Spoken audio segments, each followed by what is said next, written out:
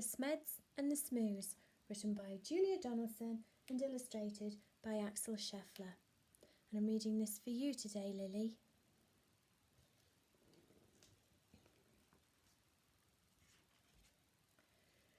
By a alluvial lake on a far-off planet, there lived a young Smed, and her name was Janet.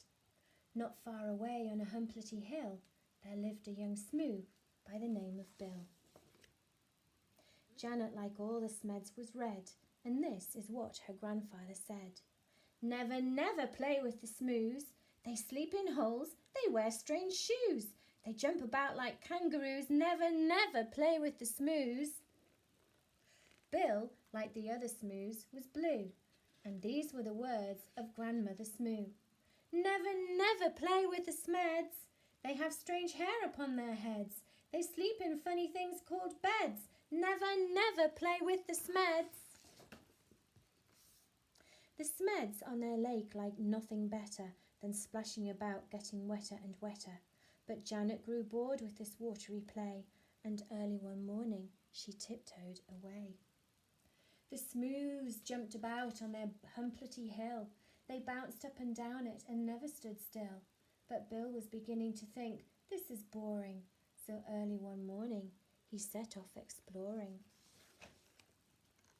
Janet met Bill in the Whirpular wood, where the trockles grew tall and the glompom smelled good. The two rubbed antennae and played all day long. She told him a story, he sang her a song. Then they climbed to the top of the jerryberry coot and nibbled its juicy and jelliful fruit. Till who should disturb them but Grandfather Smed, shaking his fist as he angrily said, Never, never play with a Smoo. They're such a nasty shade of blue. For the 100th time I say to you, never, never play with a Smoo. Grandmother Smoo was close behind, and this is how she spoke her mind. Never, never play with a Smed. They're such a dreadful shade of red. I'll say again what I've always said. Never, never play with a Smed. Years went by on the far-off planet. Janet missed Bill, and Bill missed Janet. But off they crept whenever they could to sing and play in the Whirpular wood. The two of them grew and decided to wed, but what do you think their grandparents said? Never, never marry a Smed, my dearest child, are you off your head? They drink pink milk, they eat brown bread. Never, never marry a Smed. Never, never marry a Smoo. They're a beastly bunch, they're a crazy crew. They drink black tea, they eat green stew. Never, never marry a Smoo.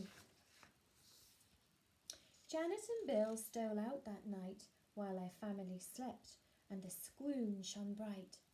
They clambered into the Smed's red rocket. Grandfather Smed had forgotten to lock it. Bill pressed the button and Janet steered. When their families woke, they had both disappeared. The Smed said, Your Bill must have stolen our Janet and taken her off to a distant planet. The Smoo said, It's Janet who's stolen our Bill and lured him away from the humplety hill. The Smoos climbed into their rocket of blue, and they said to the Smeds, You'd better come too. Suspicious and scowling, they soared into space till they reached planet Vunjum, a dry, dusty place. The Vums had long arms which they waved in the air, but they didn't have news of the runaway pair. The next stop was Lurglstrop, covered in roses and watered by beasts with small eyes and long noses.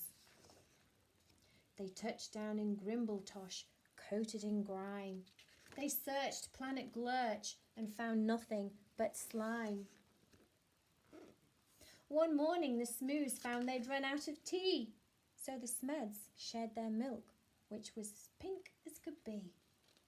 Then Grandfather Smed said, My hair needs a trim, and Grandmother Smoo kindly cut it for him. They landed in Shkloop, where the Skloopies wore kilts, then flew to Klaboo, where the Clabs walked on stilts. They searched all year long, and they searched longer still, but they didn't find Janet, and they didn't find Bill. Alas, said the Smoos, And the Smeds said, "Alack, we have failed in our quest. We had better turn back." So they turned and flew home to their very own planet, and far down below they saw Bill and Janet. The rocket touched down and they ran to the wood where the truckles grew tall and the glompoms smelled good. And there in a glade by the rocket of red, where the runaway Smoo and the runaway Smed, they got lost and flown home again, only to find that all of the others had left them behind.